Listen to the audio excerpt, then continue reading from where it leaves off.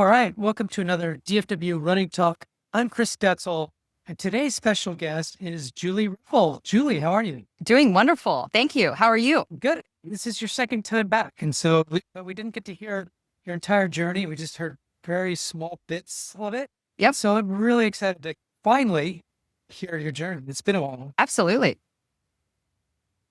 So last time we spoke, it was Boston Marathon. There's 4 or 5 ladies on it. Yeah. And this time I actually came prepared for Boston. I realized last time I didn't wear my Boston gear for the Boston talk. So I thought I'd make up for it today. Perfect. I appreciate you doing that. We'll talk a little bit about Boston, but I want to really dive in deep into kind of where, number one, your running journey started. So you wrote a bunch of things down. What I don't see is where you started to get into running, why you started running, and all those things, and what took some marathon journey and things, because I think that's where your major stuff is. But let's talk a little bit about Okay. Yeah. why you got into running. Yeah. No, that's a good point. I didn't really go back that far. So the real quick version is I grew up playing sports. I loved sports, but I, for some reason, never jumped into track or cross country, which is funny because when I look back, my strength in all the sports I played was the speed and endurance. And so it's like I could full court press a basketball game for the whole game, but I couldn't shoot a basket. I really never got into running until after I started having kids. And actually where it began was our first child. So we have 5 kids now. Wow. Yeah, and done having kids. So 5 is the number. Our first child moved from California to North Carolina about a month before she was born. And so I didn't know anyone. Yeah. And I first met this mom who had just had her second child. And she was like, hey, I'm training for a half marathon. Do you want to join me? And I thought that sounded like a horrible idea. I was like, how far is that? 13 miles? That sounds really far. I knew that I was fairly athletic and it'd be great to have a friend. So I was like, sure, I'll get a jogging stroller and jump in on a few runs. So it was really just about having an opportunity to meet another mom. And then I found out that I actually enjoyed it and I did pretty well. And so the first time I jumped into it, oh, go ahead. What was your time? So that's what I was trying to remember. The first time I jumped into, so the half marathon, I got pregnant before the half marathon. And you know what? Yeah, so I got pregnant with baby number 2 before the half marathon came, but I still ran it. I did take good notes, but I don't know if my notes go back that far. I don't think my notes go back that far, but I can't remember when I ran. But I was training, and then our neighborhood had a 5K, and so it's the first time I'd run without a stroller. And my husband, who grew up running cross country, was just surprised at how fast I'd run the 5K. I don't remember what that was either. And then I got pregnant, ran the half marathon. It was fun, but that's what started me just dabbling with running, a few miles here, a few miles there. I still didn't know anything about running or training. And then we moved to Sweden, and so I didn't run any there. Yeah, and then we came. So my husband and I both started at Texas Instruments in the technical sales. And so in sales, we moved around a little bit. I quit when our oldest was born, but he was still in that. And so we got the opportunity to move around a little bit. And then we moved back to Dallas, and we've been here ever since. And then we moved back to Dallas. I still dabbled with running, but I didn't know anything. I thought running 20 miles a week was a lot. Like, I didn't know people really ran more than 20 miles a week. And so usually I ran somewhere from 8 to 10 miles a week, just go out for a couple miles here and there. And that's where it began. Yeah. And then the next thing that happened was let's see, I guess it would have been probably Dallas 2016. Actually, you know what? It was Dallas 2017. This was after that first marathon. So I had a friend who was running a marathon. And once again, I was like, sure, why not? How far is that? Let's try it. The 5K marathon? Yeah, the 5K marathon. And so that's what led me to that first Houston, where I didn't know anything. So that was Houston 2017. I ran 8 to 20 miles a week training for it. Again, thinking that was a lot. 8 to 20? Yeah, per week. I thought that was a lot. It never dawned on me, maybe you should run more in a week than the race distance. And I knew nothing about nutrition. So I didn't know that you were supposed to take in anything.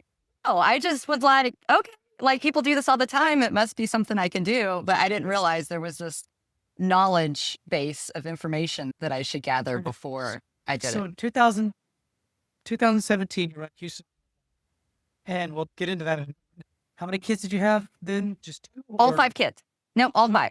Yep. So my last child was born in 2013. So that was 4 years later. Yeah. So you've actually been running for Mr. Marathons for a long time. Yeah. Just Yeah. 5 to 20 miles a week. Yes. Yeah. Just 5 to 20. So I had been running for a while. Yeah. What, 2017? That's a lot later than just to run this marathon. What happened? Yeah. So there's a little bit more information before that. So my husband was actually that weekend. So we were all supposed to go, my friend and him. And so my friend, her husband, and then me and my husband, and the two of us, me and my friend, were running the marathon. And the week before, my husband was feeling really sick. And so there's a little more into the 347, in addition to undertraining and not knowing about nutrition. Also, that Friday, my husband was diagnosed with leukemia right before the race. Yeah. So that was yeah. So he wanted me to go. I wasn't going to go, but he wanted me to go. So that was definitely just a very therapeutic run, I think. I really spent most of the run praying for him. I was like, okay, the only way this is of value is if every mile marker I pray for him, pray for the situation. So it's still pretty amazing that I ran 347 given the low mileage, the no nutrition, and the situation that was going on. Maybe that's what got me through, was just zoning out. Yep. Thinking about that in some ways. Good that your husband is. Nope. He's great. He's great today. So we're good. Yep. Yep. Well, we're going to get into some heavy stuff in a little while. You just made it heavier. Sorry, I didn't include that information. I mean, but that's a big deal. Yeah. Especially for that first marathon. And it says like you did 47 for not training and all the other stuff. Your husband, probably, I'm sure. 47 is pretty freaking amazing. I thought I needed to go to the ER after that, though. I was hurting pretty bad after that finish line. But that was definitely the worst I ever felt at the end of a marathon. So what it tells me is our pre-athlete, just knowing that time, first and mile. In general, most people are going to hit 425 or 5 hours or yeah, no, yeah. 347, completely overtrained and all that stuff. Wow, I can't wait to get more of those. Awesome. Yeah. Let's keep going. Finally start training. So then the next year obviously was busy with my husband. And then we got through that season. And I think that's probably for another podcast. But then in January 26, 2008, a year later, I was like, you know what? I looked back and I was like, I did meet some decent times with no training. I wonder what would happen if I trained. And so January 26, 2018, I hired a running coach. And that was really where James McCurdy from McCurdy Trained. And yeah, and that was really where I started what I call training versus running. Up until that point, I just went out and went for a run. Yeah. And so that's when I began training, and I realized I had a lot to learn. I didn't know the distance around a track.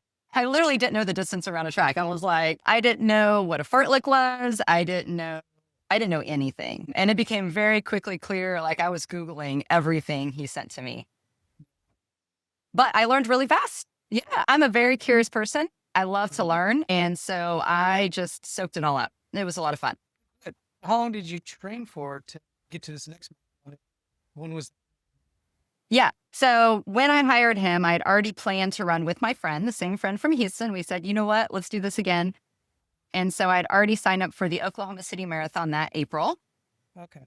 And it's funny because I feel like I see that first beginning of my journey as just this, like, everything was great. But when I sit back and look at it, I was like, actually, everything didn't go perfectly. I was learning a lot and I was having so much fun. So James immediately had me start running 40 miles per week, which I never thought I would run that many miles in a week in my life. I thought that was, yeah. And now I look back and I'm like, okay, but yeah, so I immediately started running 40 miles per week, slowly building up. So this was January of 2018. Yeah. Is that when I started?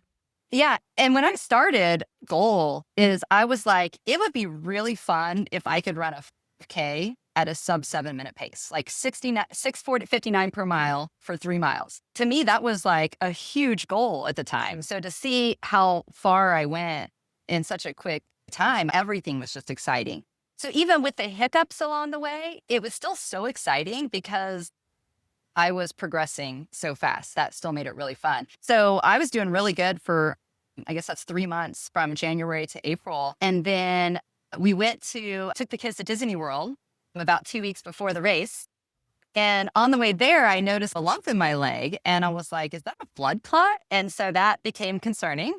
Yeah. And so I thought blood clots are serious. So I went to have it checked out and they put me on a blood thinner. It was supposed to be a blood thinner for 2 to 3 weeks and then a baby aspirin for the rest of my life.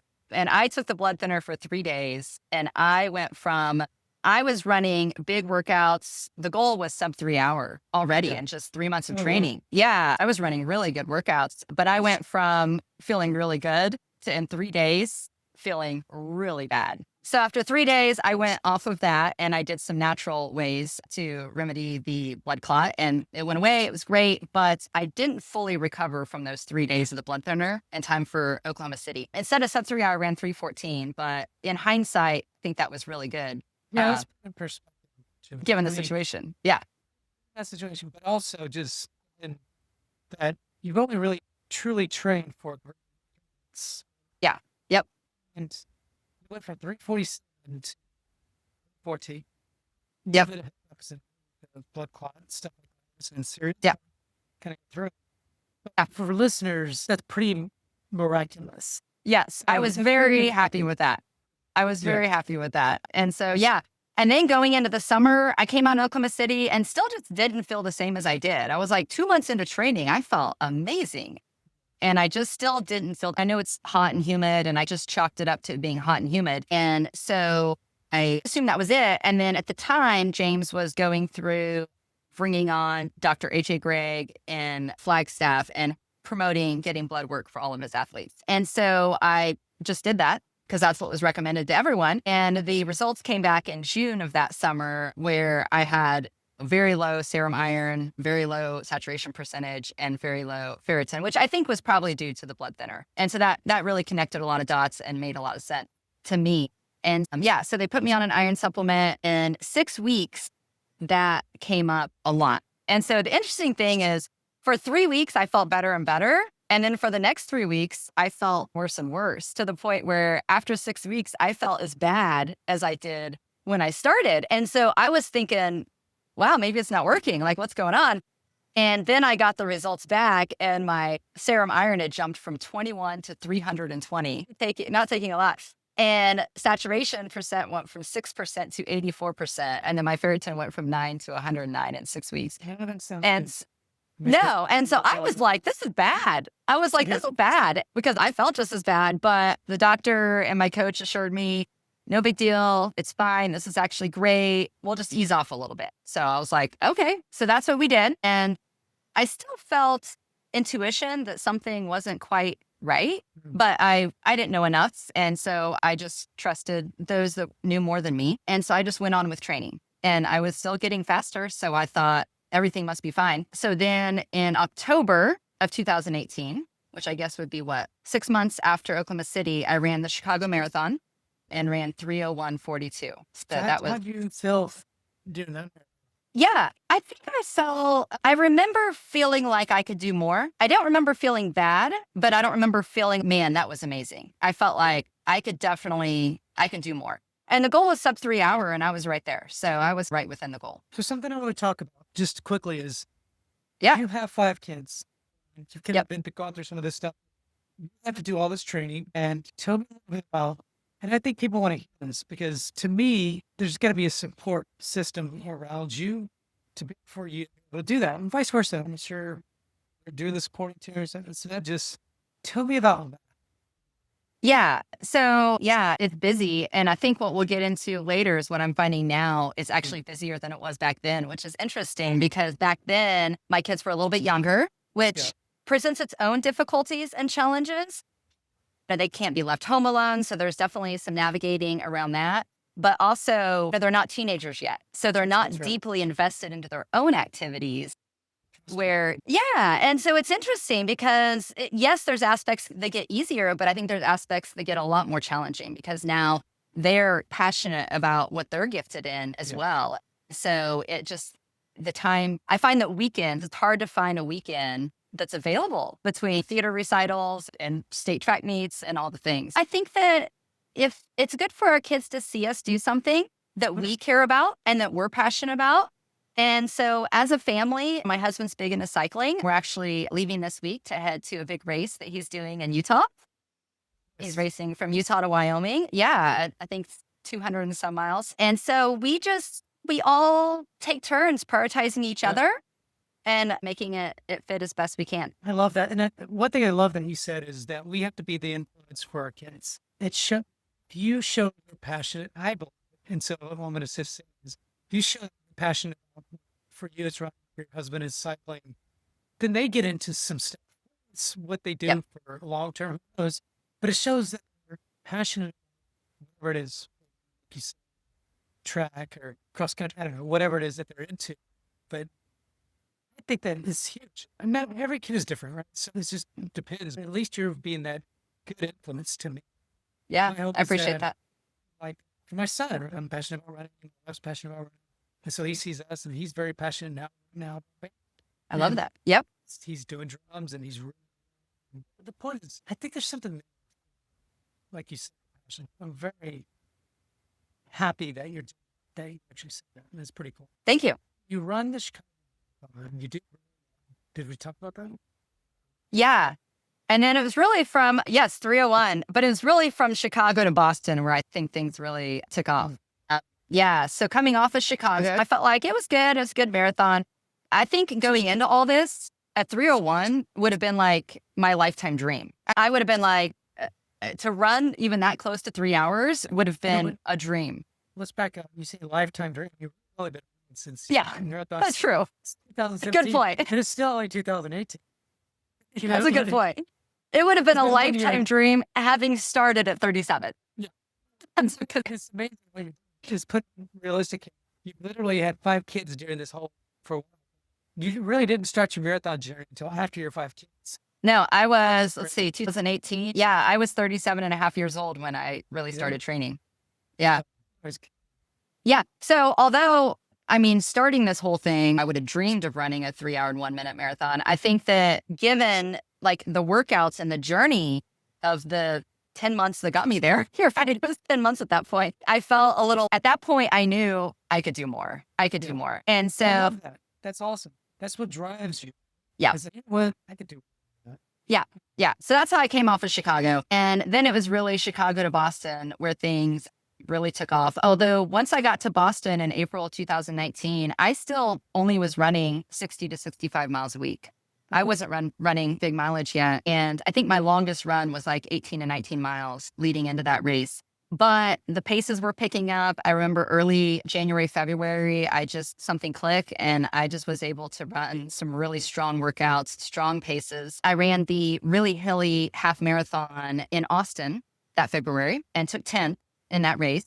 I think 124, and it's 800 feet of climbing. It's a pretty hilly race, which was good leading into Boston. And then Boston turned out to be, that year was a really hot, humid day. Now the goal was 250, but a lot of people struggled that day. And so that 251, you can see in the places, I took 77th female, and that kind of shows how tough the weather was for people because 251 shouldn't normally be 77th. Normal for you? I think that my fitness was just better than that. Looking back at workouts at the time, again, still, we're only 14 months into training. I'm still learning. At this point, as I mentioned in the other podcast, at this point, I was still starting at the wrong point on the track. I didn't know I was starting at the straightaway, not the curve. I didn't realize, and it wasn't until I met a friend later, I was like, oh, you're supposed to start up at the curve? It made sense to me to start at the straightaway. So I still didn't know a lot. And so at the time, looking back, I didn't realize how well I was running those workouts. I didn't have any concept of understanding. And so I look back now and I was like, wow, I was running some pretty quality runs back then. So I think my fitness was just good enough to overcome the heat.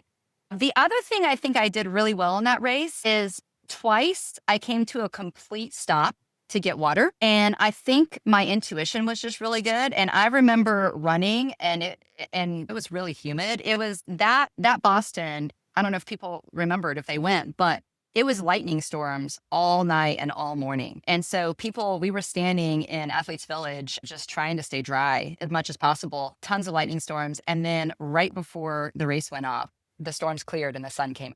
So it was one of those, in Dallas, we know that, right? Where the sun Yeah. comes out and it just bakes all that rain that Yeah. just came down. Yeah. And so I, towards the end of the race, acknowledged that with those little cups, I was just getting little sips and my body needed more water than that. And so I remember thinking, I think if I come to a complete stop and fully drink the water, that it would be better for me. And so I would grab a cup and run to the end and then stop to get the full cup of water in. And so I did that a couple times and I think that made a big difference. Okay. Yeah. And what'd you run? Like you said the time. Yeah. 2 hours and 51 minutes and 46 seconds. So that's another PR. Yep. At this point, I'm just shaving 10 minutes off every, So here we go. Next time, I'm 40. which actually I was fit enough for 241 the next race. So yeah, so that was the goal. Yeah. So coming off of Boston, I was running about 60 to 65 miles a week. But we said, you know what, let's back bump this up. and talk a little bit Sure. about Boston. Yep. Was this kind of a huge, I don't know if it's a dream. This is what people is, oh my gosh, I want to do Boston Marathon. That's elite of all the elites. How were you feeling going into that? Yeah. If I'm being completely honest, I really didn't even know anything about Boston until I started training. It was soon before that.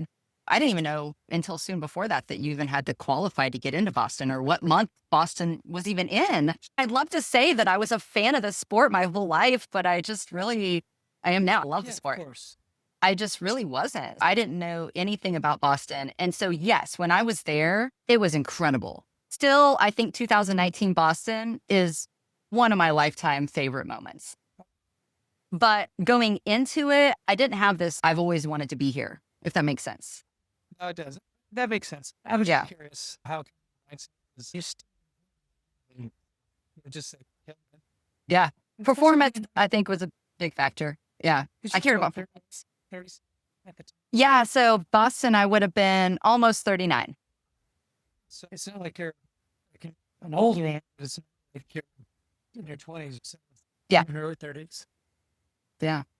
So get that done and happens. Some is starting to happen or Yeah. So then I came off of Boston and I was still working with James McCurdy and we were like, you know what, that went well. And so bump up the mileage. So that summer we bumped it up and that was when I started running 85 miles a week and I was feeling great though. I was like, this is just amazing. I loved everything about running. I loved training. I loved the easy days. I loved the hard days. I loved meeting up with friends at 5 a.m. I just really loved. I was like, why did we wait 38 years for me to start doing this? This is so fun. And yeah, and then that it was late August. I remember it was late August. And the other thing I guess I would say is I was really consistent. Like I was thinking about that today on my long run as I was thinking about this conversation. And I remember back then, I was really consistent in terms of how I felt. If I knew if I was starting to get sick before any symptoms, because I knew how my easy runs felt and I knew how my workouts felt and I knew my workouts felt on paces. And I got so in tune to my body and how it would feel that I would be like, something's off. I must be getting sick. And then sure enough, the next day I'd wake up with a sore throat or whatever. Like I was very in tune into my body and very consistent. So late that fall, when I ran a couple workouts and I was like, that didn't feel like it was supposed to. It was late August of 2019. And I was like, something's just off. It was just a little bit off from how it had felt. And so that was when things began to turn a little bit. And I did some blood work and my blood work was really inconsistent. It was just a little bit all over the place. And so throughout that fall, at first, for most of the fall, I never really felt bad and my runs were still really good. And I actually ran amazing workouts, really showing 241 fitness. So the goal for Indianapolis that November was 241. But it wasn't until right before the race, about a week and a half or 2 weeks before the race, ran what should have been it must have been the week. I guess it would have been 2 weeks prior. I ran what should have been a pretty easy marathon run and I felt horrible. And I was like, something is not right. So I went to go get blood work and we got that blood work back. I think it was the Sunday before Indianapolis, so 6 days prior to the race. And it showed an iron saturation percentage of it just said a greater than 94%. Yeah. And I was like, that's not good. And so I told my coach. The interesting thing about you is you seem there's something off. I got to get tested, right? You know what I mean? Yes. Not a lot of people just deal with feeling bad and like you said, with your body. actually trying to do something. Yeah. I was like, there's a problem. I want to fix it. I'm an engineer by degree. So I think the engineering mind is, hey, there's a problem. Let's find the root cause of this problem and let's fix it. And yeah, so that was definitely my mindset. And so with that information, both my coach and Dr. AJ Gregg looked at it and they were like, this doesn't make sense. You wouldn't be running like you're running if that was accurate. And so the conclusion was, because I was thinking, should I even run this race? This looks bad. And so the conclusion was that maybe the lab messed up. I didn't think that was true though, because I knew, and I felt like something wasn't right. So my intuition was something's not right. But at the same time, I was like, let's go and see what I can do. So I showed up to Indy, just hoping I felt great on race day. Okay, wow. So what actually really happened in a bit, right? And so you run both. Tell me about that. Yeah, so that was, oh wait, I said Houston was the hardest race at the end. Indy was what, but I don't really feel like that first Houston really counts a lot. I didn't know what I was doing. The Indy was definitely my hardest marathon. That's a whole story within itself, and I'll try not to make it too long. But essentially, I have pretty good intuition, but I also go out a little fast on races. That's just my natural thing, is I think a lot of people do that, but I tend to go out a little too fast. So the goal was 2:41. The race plan was there was another girl named Crystal Bacon who was also on goal with that. So we were going to try to run together. So I got to the starting line. I didn't find her. So I just took off. My intuition was saying that I was running too fast because based on how I felt, it felt harder than it should feel. But my watch was showing that I was running too slow for the first 2 miles. So this is about 2 miles in. So I debated, right? So I was like, GPSs can mess up and watches can be off. I'm going to go with my intuition. So I eased back a little bit and hoped that my feel was accurate. And I got to the 10K point and I looked at the time and where I should be. And I was like, oh no, my intuition, my watch is correct. Not how I feel. And so I had a moment to have to make a decision. And I was like, you know what? I came here to run 2:41 and that's what I'm going to go for. And I was like, I'm just going to trust the training. And I think I was going to, although sometimes that would be really bad advice, for me, I assessed the situation and I was like, you know what? If I gave it all I could and trusted that I could do it and fell off because I wasn't right, I would feel better about that than being worried and not giving it my best. So that's what yeah. After as well.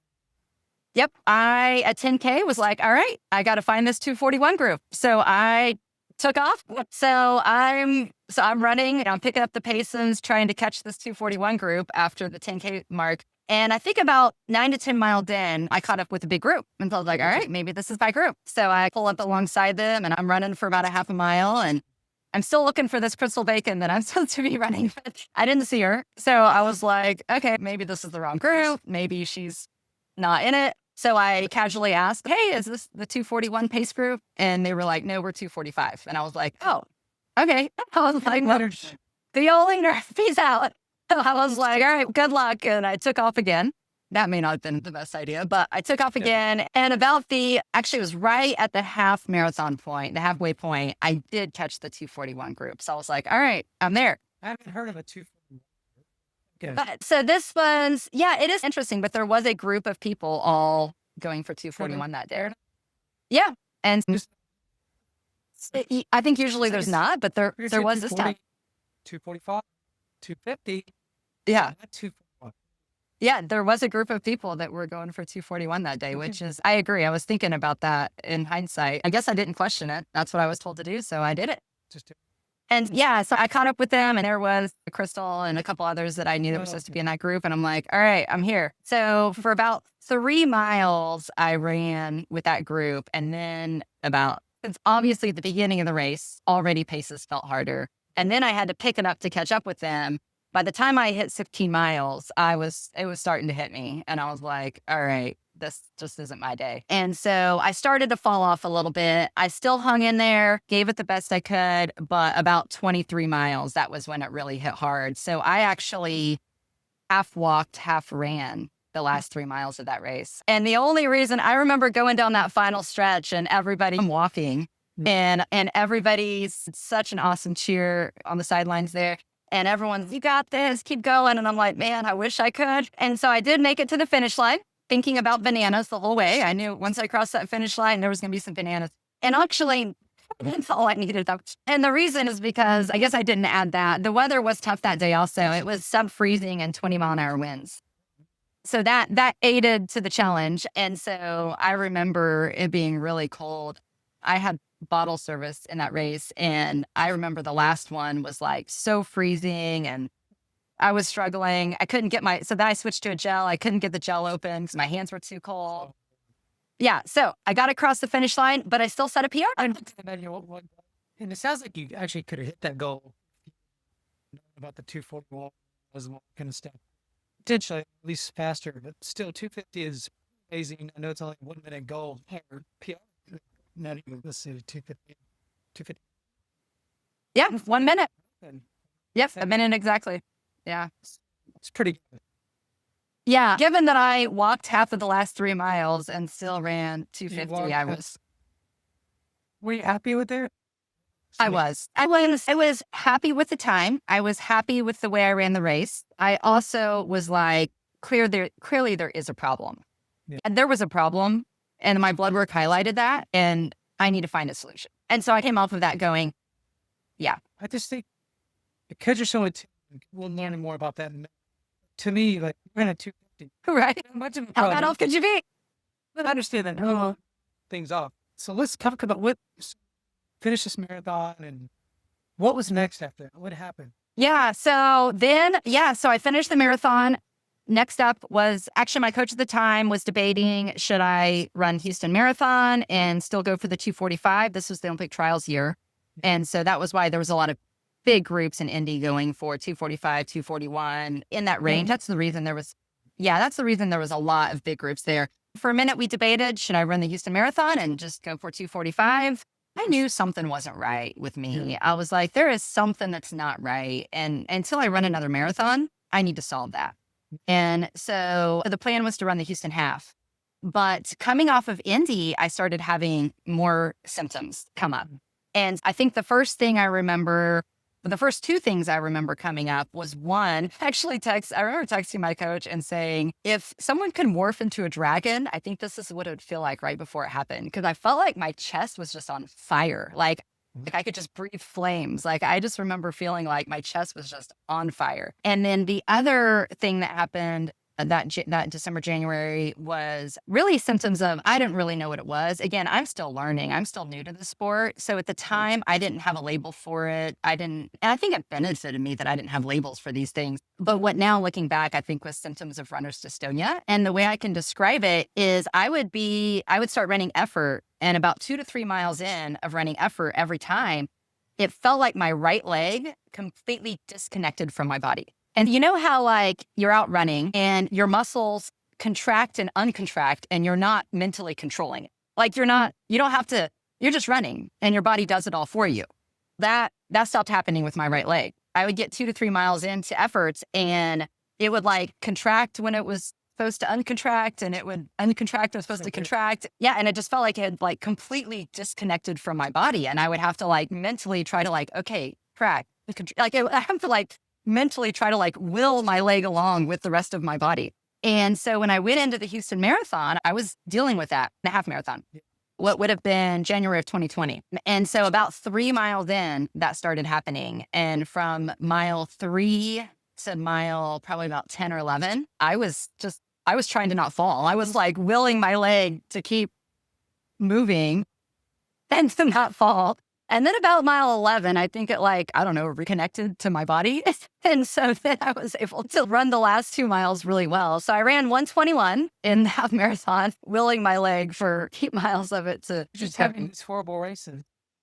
I know. And that's honestly, I think that through this 4 years of health issues, which we'll get into it being so long, I think that was the biggest struggle is it's like I would try to tell people what I was dealing with, but because I was running fast times, everyone just seemed to not, it just didn't sound very authentic, even though it was very authentic, the struggles I was having.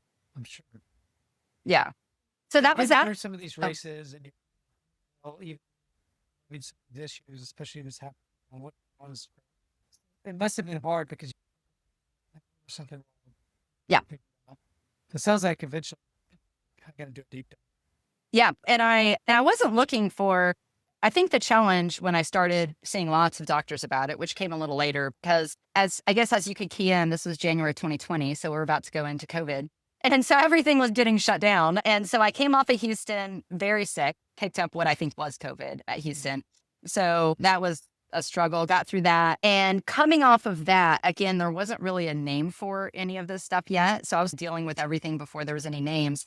But coming off of that, and then that's when I started later that spring getting what I didn't really know until late fall was POTS type symptoms. So I would get really dizzy and my heart rate was all over the place. So I would begin a warm up, and 2 miles into a warm up, my heart rate would spike up to the 170s.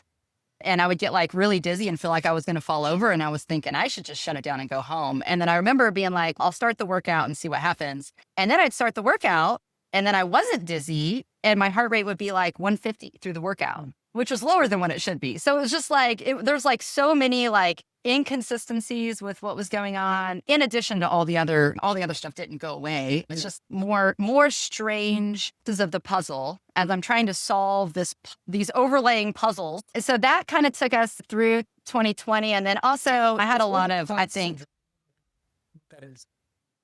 I'm not sure if I'm going to say it orthostat. It's essentially, it's a vascular, I'm not going to say it. So I'm not going to get into the technicality of it. And I'm not even sure if that's what, I mean, again, I'm not labeling anything that I dealt with. I'm just saying that in hindsight, symptoms were lining up with other things that I'd heard. So I think it's helpful for people to have some names I found. But for me, I'm just looking at symptoms and trying to say what's going on and what was the root. So that's where I think it got tricky is I wasn't looking to label anything. I wasn't looking to say, okay, I have POTS. How do you treat POTS? I have rhinosistonia. How do you treat rhinosistonia? I was looking to say, I was great. I've been healthy my whole life. And now all of a sudden I have all these issues. And so for me, I was like, something changed that created this. And I want to be back to where I was. And so I need to find what changed. And what do I fix? So that was my mindset through it. And then, and so then the only other thing I guess that really came up a lot was a lot of the brain fog, like thought processing. My intuition was not near as good as what it was. I found that I've always been very intuitive and I lost a lot of intuition. I had trouble like processing, making like sound decisions. I just remember feeling just a little bit lost mentally. Yeah. So I saw as many people as I could. I saw mainstream medicine. I saw holistic, integrative, functional. And I think that, again, I wasn't looking for a label with a response. I was telling my story to them saying, what happened before?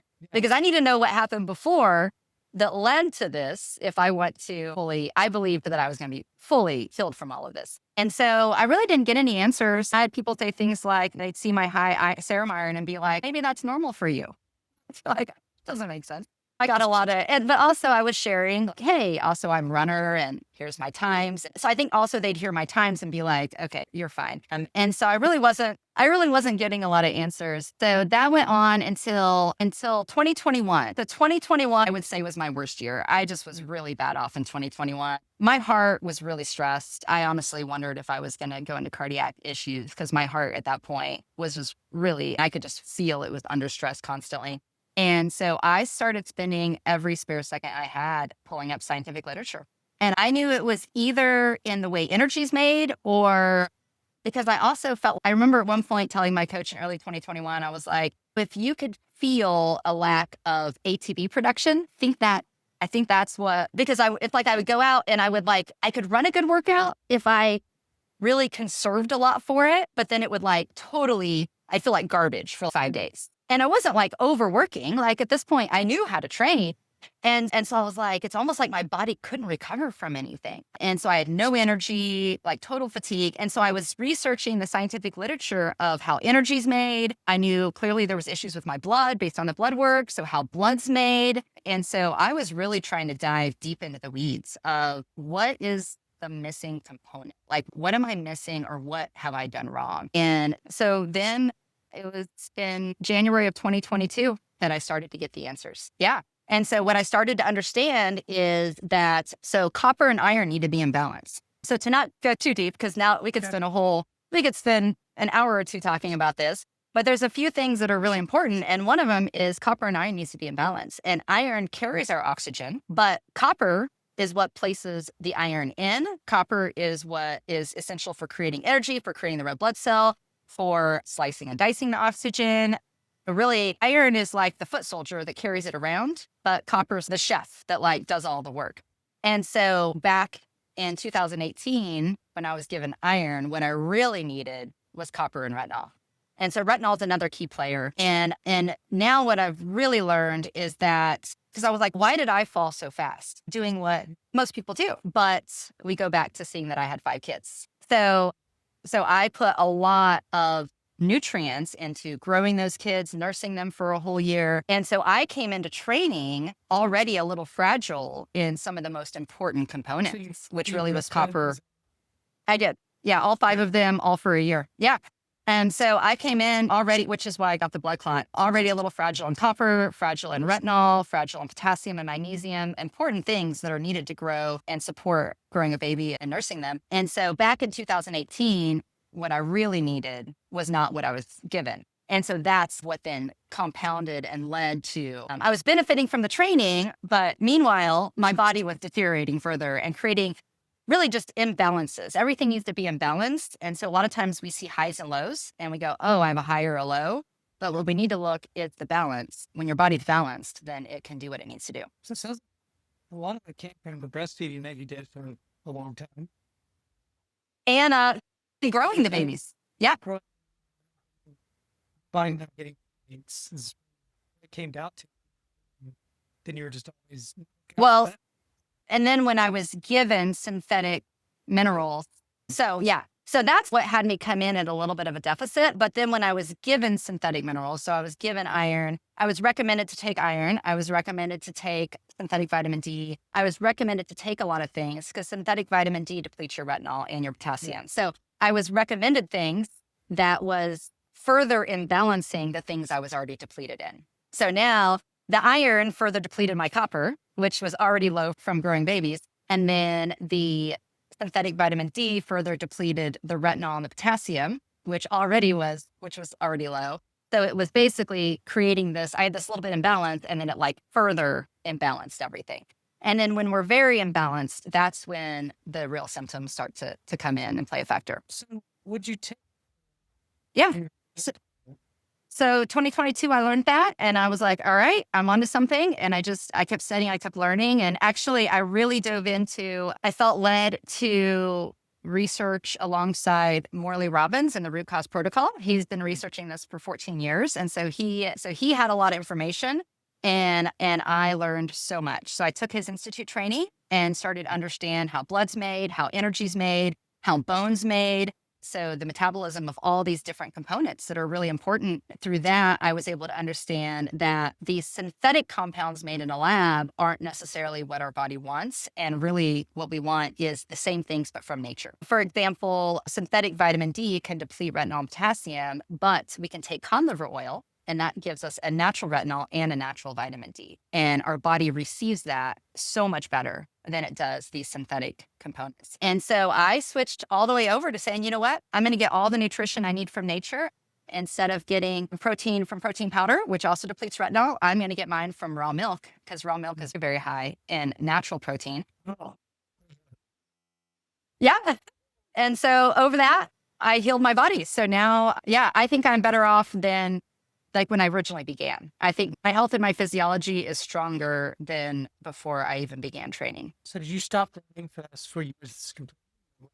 I did not. So I really felt led to keep running. And I looked back at that and I really feel like that was really important. And the reason is, and this is kind of the way I view it, is if you have an engine, if you have a car and it just sits parked for a long time, then it's actually worse on the engine than if you keep it moving. And I really think that keeping the engine moving is really what caused me to never have anything get to where it was like. I think I was like on the edge of a bad situation, but I think the fact that I kept the engine constantly running every day, no matter how hard it was, I think is really what kept me from going over. So I ran through all those 4 years. Did you increase the mileage or something? I did. Yeah. I decreased the mileage, decreased the intensity. So yeah. So for those 4 years, I pulled back a lot. And I did take some time off here and there. I wasn't as consistent. I just really tried to listen to my body and go, all right, am I back? Am I there? Can I handle this load again? Really tried to regain that intuition I used to have, which was hard because my intuition was broken through it. Yeah.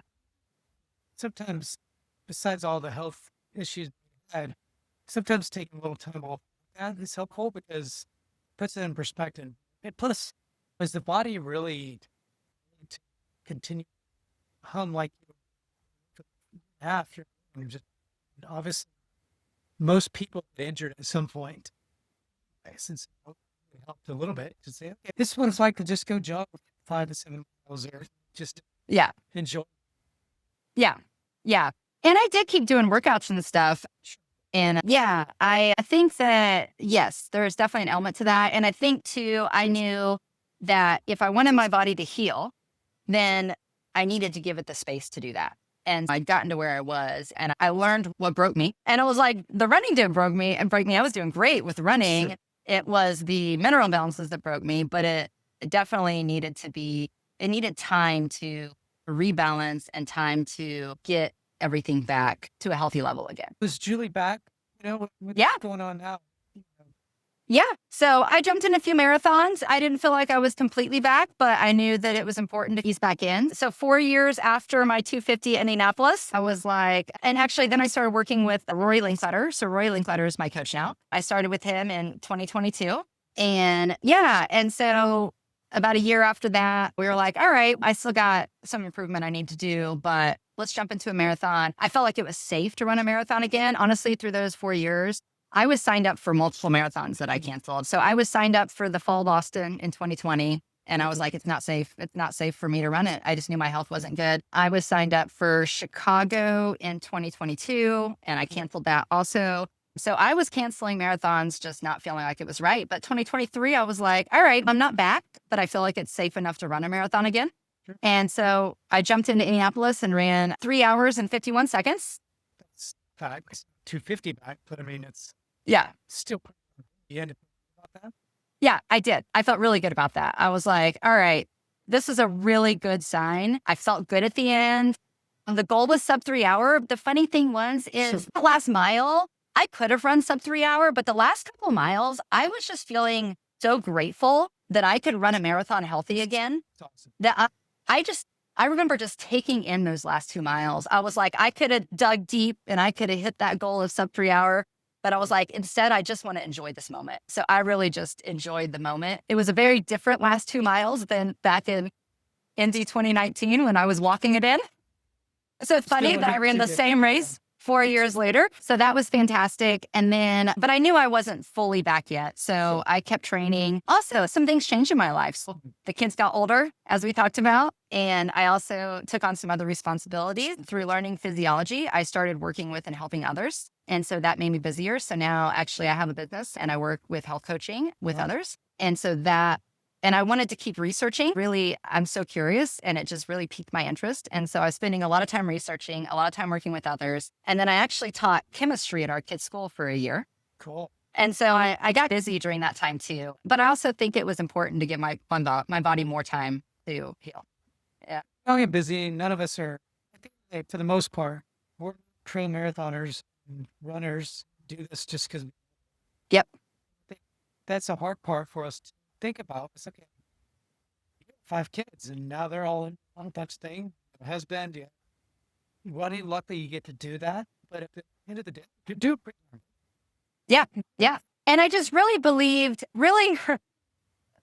ever since Indy 2019, I just have known that I'm going to run a 241 marathon. Although I'm getting older, that was still the goal. I felt I was there. And so I think too, part of my motivation of being careful, letting my body build back is because I knew my body needed to get healthy before I was ready to really push it again. And although I'm getting older, I'm 45 now and not 39. But you know what? I think I'm healthier than when I was when I began. And so I was really letting my body heal. But I always had big goals out there in my sights. And I knew that I had to take the right steps to get there. You did take almost a year off to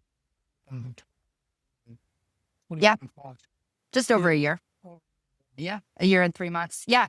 So I was like, all right, well, and all that stuff. yeah, I was busy. But also, I think that I was like, okay, that was a good marathon. It showed me I'm back, but I felt like I still needed more time. Okay. And then I think getting closer to Houston, January 2025, I was like, okay, this is good. Let's give this another go again. And I only ran a minute faster. I ran 2:59. So I got back under 3 hours again. And so that was exciting. That was also a cold day. Some people loved that day. I struggle a little bit in the cold. Yeah. Some people were like, this was so much better than Boston weather. For me, the really cold is a little harder It's for kind of me. windy at first, from what I remember. Yeah. Like in Houston, and I ran Austin. It is the same way. And they were, Yeah. it is freezing. And it was changing throughout the week. Like I remember on Monday talking to Rory and we were like, it's going to be a perfect day. And then every day the weather got colder and windier. And like every day you'd wake up and check the weather and you're like, it's going to be colder and windier. And by the time it got to race day, yeah. And cold, it's just. And I found, that's true, cold and windy and rainy. I found the one benefit though to a very cold, windy start to a race. And that was, there was no lines at the porta potties.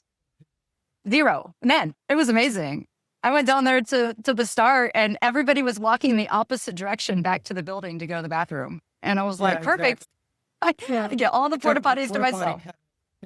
I should have a show. Let's talk about your porta potty stories. Right? So you get done with Houston, you did pretty well, 2:59. Yep. With that, or Happy with that. Yeah. I felt like I still felt, okay, where's this turning point?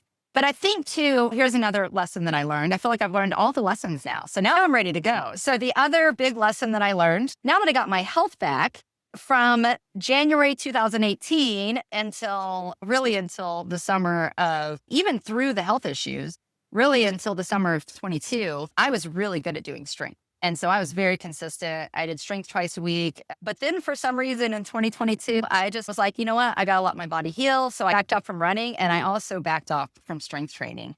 And I found it was hard to get it back. And so I went into Houston going, you know what? My health's really good. My health's really great. But I did strength 5 times in 3 years.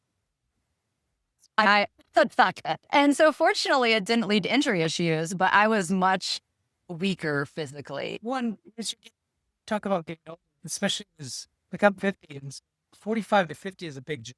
Trust me. Yep. And you start to really get through a lot more than just it's going to change.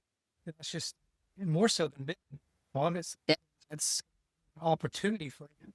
Yeah. Yeah. So coming off of Houston, I was like, all right, I got to get strength back. And so I think in that time frame, I was like, all right, I'm ready to go. Now I just need to get my strength back, start doing strength again, build up the mileage again. And I only had a couple months there before Boston. And I can't remember if I shared, but I actually got the flu right before Boston. Yeah. So then I was back to 100%. I really started feeling 100% about 2 days before the race. And I wasn't worried about it. I was just so excited to go out there and take in Boston. Yeah. So I ran 2:56 there, but I think that now I'm really excited. So have you been a lot of strength training from Boston till now as well? The summer was tricky, but I definitely picked it up. Yeah. So like I said, before I was like back in the day, I was very consistent about at least twice a week. But through the summer, just with family and trips and stuff, I'd say I probably was about once a week sometimes. But now, since the summer ended, I've gotten really consistent. So this fall, I'm planning to really get consistent. I think that's going to be a really key switch here through this fall for me. I think 240s, the train was feeling so strength and what's your colleagues?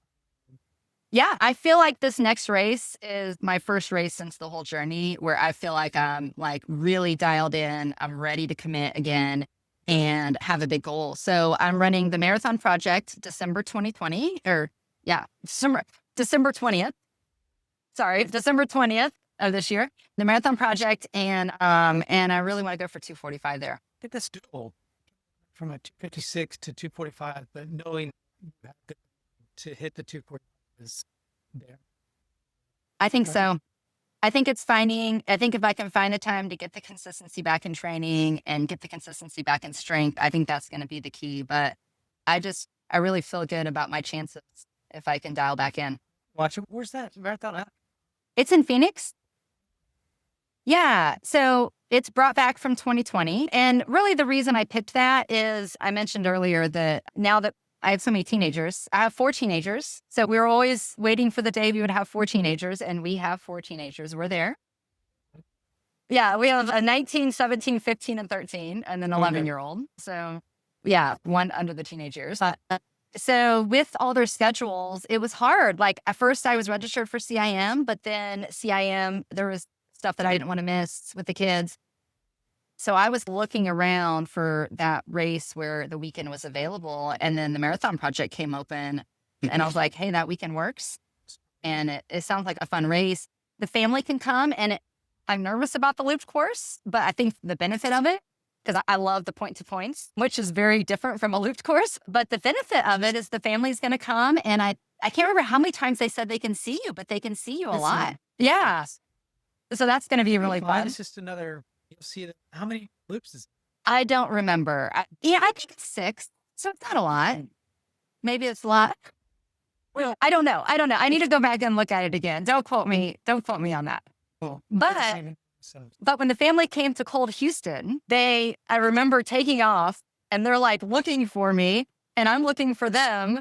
And I remember catching my son's jacket in the back corner of my eye and they're still looking backwards. And I'm like, oh no, they missed me.